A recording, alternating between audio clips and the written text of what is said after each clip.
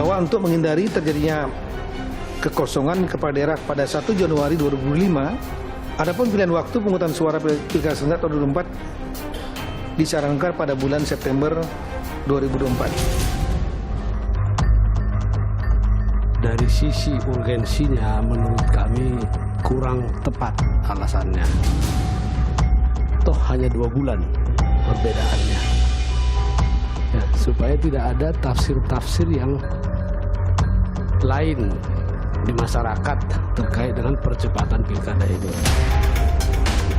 Ini agak rawan juga buat bangsa karena hampir semua kabupaten kota ini PJ. Jadi jangan dilihat sepele ini barang. Kesimpulan saya salah seorang yang mendukung bagaimana percepatan itu bisa dilakukan.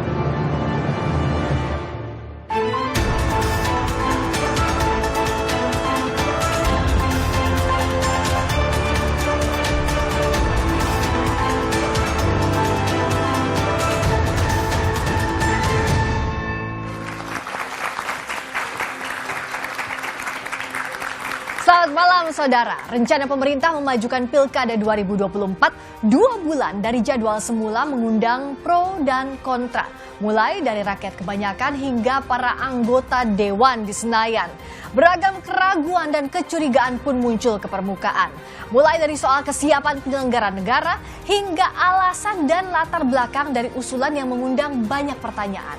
Pemerintah berdalih memajukan pilkada dilakukan agar daerah tidak mengalami kekosongan kekuasaan. Namun ada juga yang melempar tudingan usulan ini diajukan demi mengamankan keluarga Presiden Jokowi yang kemungkinan akan ikut pilkada serentak tahun depan. Benarkah demikian? Kita akan membahasnya bersama sejumlah narasumber. Sudah hadir Dedi Yefri Sitorus, politisi PDI Perjuangan. Bung Dedi, selamat malam. Malam semua. Hadir pula Saleh Partaunan Daulay, Ketua Fraksi PAN. Selamat malam, Bung Saleh. Malam, Assalamualaikum warahmatullahi Waalaikumsalam warahmatullahi wabarakatuh. Juga hadir Diska Putri Pamungkas, jubir Partai Demokrat. Selamat malam, Diska.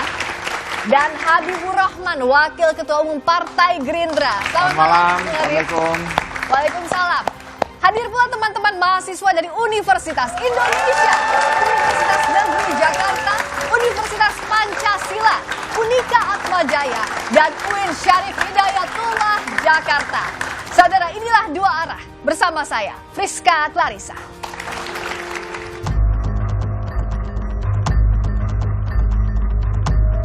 Adapun pilihan waktu pemungutan suara Pilkada serentak tahun 2024 disarankan pada bulan September 2024. Ini juga untuk pertimbangan bahwa ada waktu yang cukup sampai dengan proses sengketa. Pemerintah mengusulkan agar Pilkada 2024 dipercepat. Pilkada serentak yang rencana semula digelar 27 November 2024 diusulkan maju di bulan September 2024. Nah, sejumlah alasan pun dipaparkan oleh Menteri Dalam Negeri Tito Karnavian di hadapan anggota DPR. Di antaranya, untuk menghindari potensi keterbelahan masyarakat akibat panasnya tensi politik di daerah, yaitu dengan mempersingkat masa kampanye jadi 30 hari.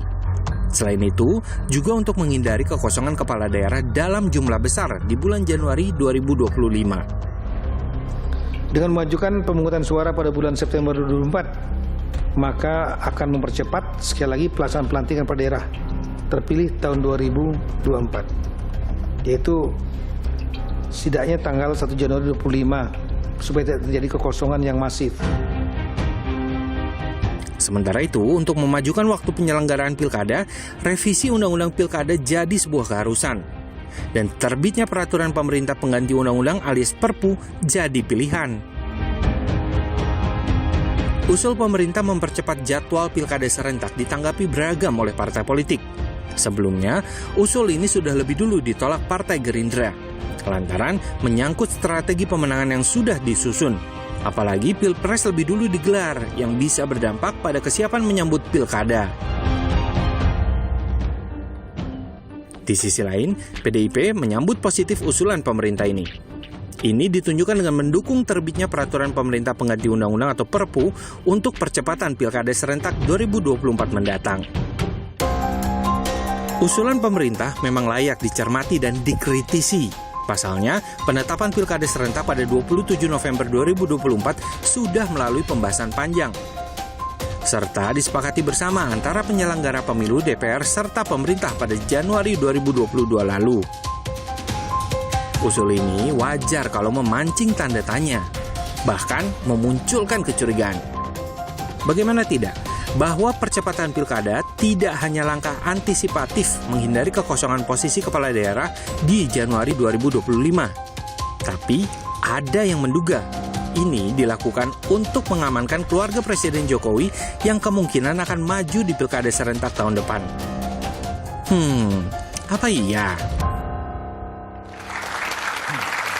Dan juga kehadiran panelis malam hari ini Titi Anggraini, anggota Dewan Pembina Perludem. Selamat malam, Mbak Titi. Malam, Mbak Puspa. Saya buka pertanyaan malam hari ini dari Bung Dedi. Kalau menurut Bung Dedi, ini harus dipercepat atau tidak? Baiknya dipercepat atau tidak ke September 2024? Kenapa? Ya kalau lihat judulnya pilkada dimajukan, siapa diuntungkan? Kalau menurut saya rakyat yang diuntungkan. Kenapa? Kenapa? Pertama tentu dengan mempercepat pilkada ini, maka perintah filosofi keserentakan pemilu itu bisa dipenuhi. Kenapa dulu kita mengadakan pilkada serentakan? Banyak alasannya. Nah, pilkada serentak itu tidak hanya pencoblosannya, tetapi juga pelantikan, periodisasi.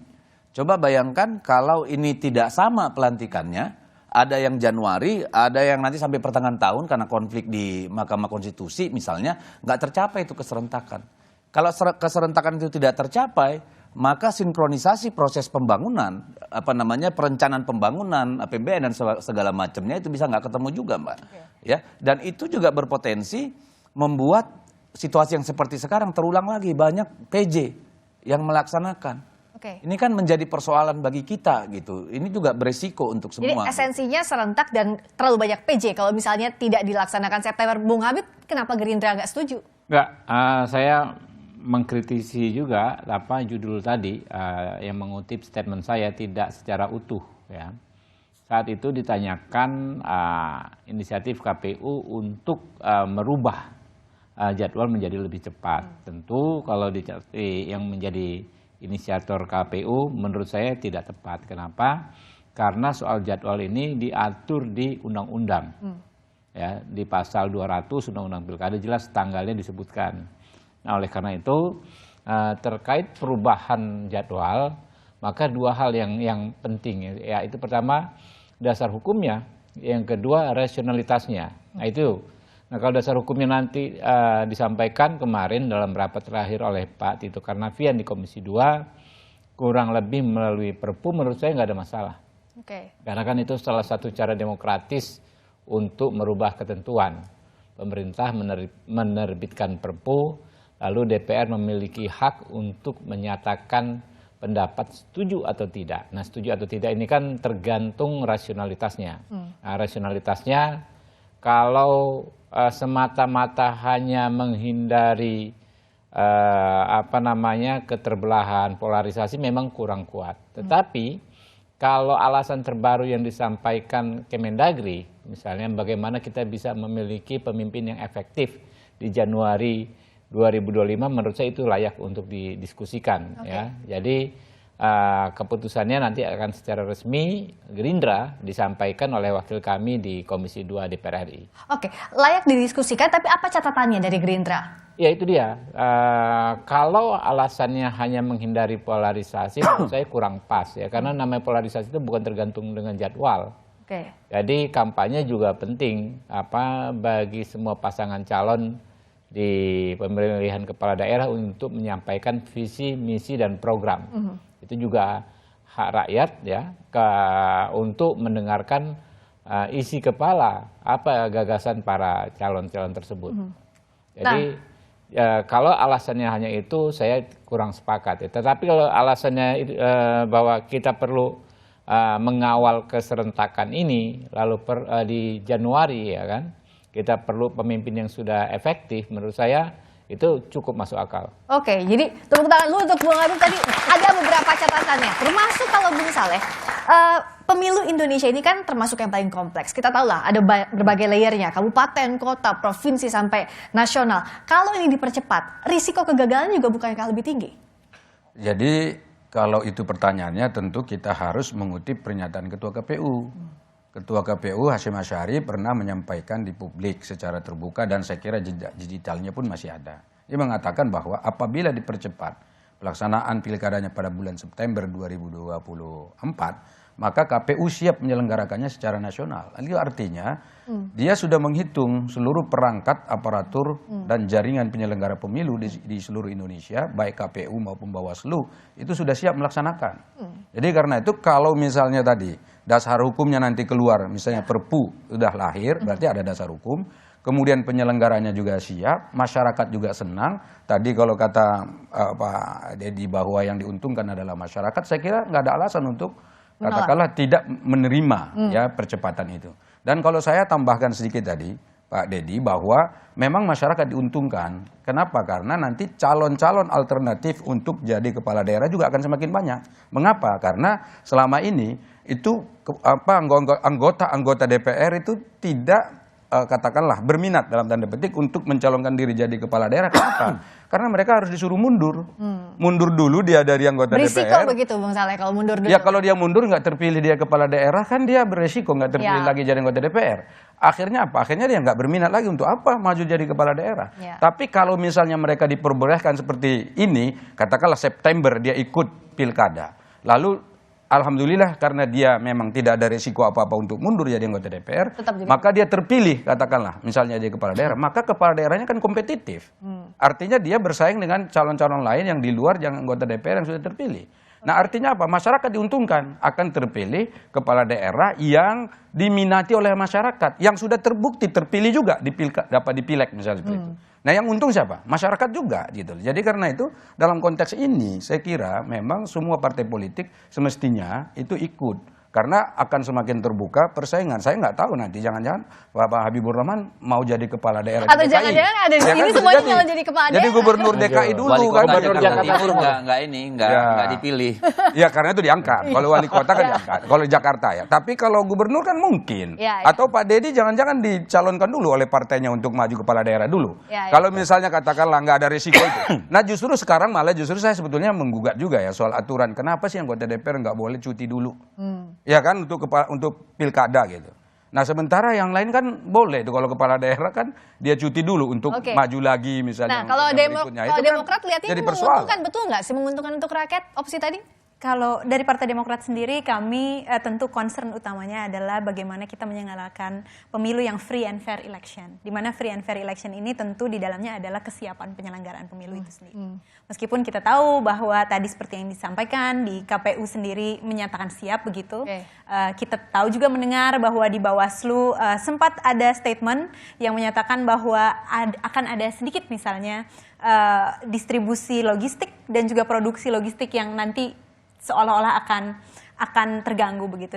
Terutama itu adalah bagian yang sangat krusial dalam praktek pemilu dan pilkada begitu.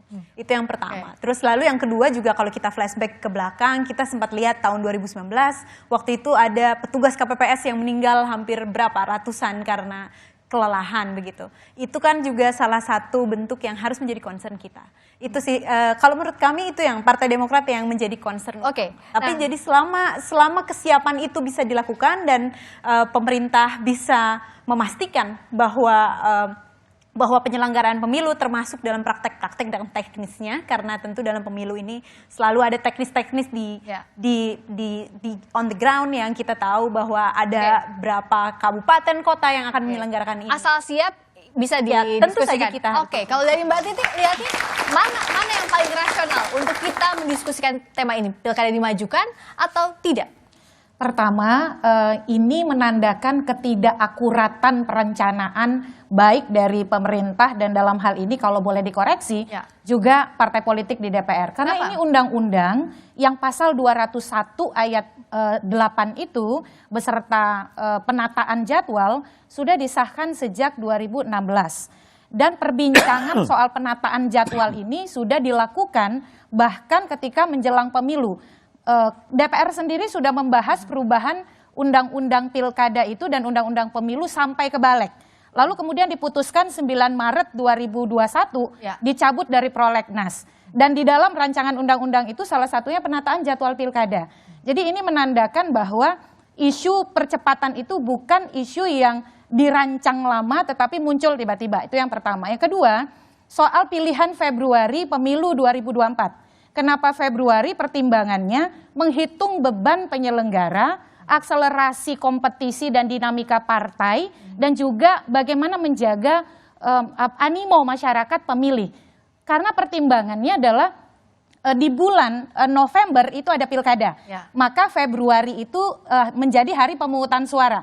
Nah, ketika misalnya ditarik September, ini kan berarti pertimbangan soal beban, dinamika kompetisi parpol, di mana parpol biasanya belum sepenuhnya pulih pasca pemilu, itu akan terdampak begitu. Termasuk juga bagaimana respon pemilih. Pilihan Februari itu sudah menyesuaikan dengan beban di November. Nah, sekarang kalau dia ditarik ke September, pertanyaannya soal satu, kesiapan KPU. Kalau September, kita sudah di bulan September, ini sudah setahun lagi. Apakah KPU sudah punya rancang bangun jadwal? Ternyata kan sampai hari ini itu belum. Yang kedua, di beberapa kesempatan KPU itu pernah bergeser tahapan. Contoh, memperpanjang perbaikan berkas verifikasi administrasi pencalonan. Lalu KPU juga, Bawaslu, mohon maaf, sempat terlambat mengumumkan hasil fit proper test Bawaslu Kabupaten Kota. Jadi kalau kita refleksi lagi, yang harus dipastikan dari gagasan ini, bagaimana kita betul-betul bisa meyakini satu rancang bangun tahapan dan beban kerja itu mampu dikelola oleh KPU, sementara waktu sudah tinggal setahun, belum ada rancangan jadwal. Yang kedua, bagaimana memastikan presiden-presiden terlambat atau kemudian bergesernya tahapan itu tidak berulang. Terakhir, persiapan pilkada itu bukan hanya beberapa bulan. Contohnya pencalonan independen.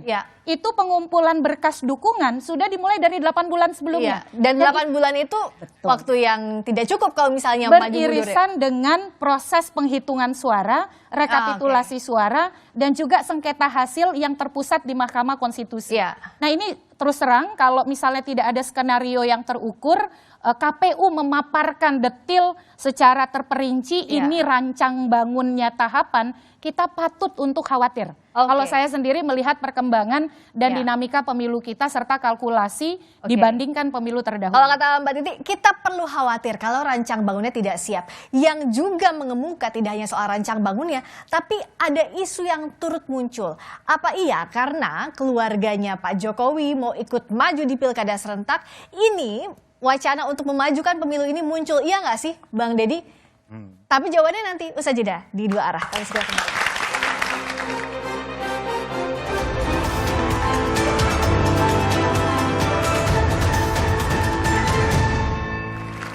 Masih di Dua Arah, saya ke Bung Deddy menjawab pertanyaan yang tadi. Gimana Bung Deddy, apakah relevan isu dinasti politik karena rencananya Mas Gibran dan Mas Bobi akan maju di tengah Pak Jokowi masih menjabat kalau September? Iya, ke sana arahnya atau tidak ada hubungannya? Sebenarnya kasihan ya jadi keluarga Pak Jokowi dan jadi Pak Jokowi. Setiap hari dilempar isu-isu fitnah yang kebangetan kalau menurut saya ya. Seolah-olah negara ini dikelola dengan begitu jahatnya. Saya kira tuduhan-tuduhan jahat itu akan dibuktikan sendiri oleh waktu lah. Jadi ya, kalau kita melayani, jahat kalau kata PDI. menurut saya tuduhan jahat. Ya masa iya partai-partai ini bisa dikendalikan kayak begitu? Ya masa iya masyarakat di lapangan, saksi-saksi calon yang berkontestasi bisa dikerjain sedemikian rupa? Menurut saya is too much lah. Berhentilah kita tuduh-tuduh bikin isu-isu yang nggak genah kayak. Nah, kalau melawan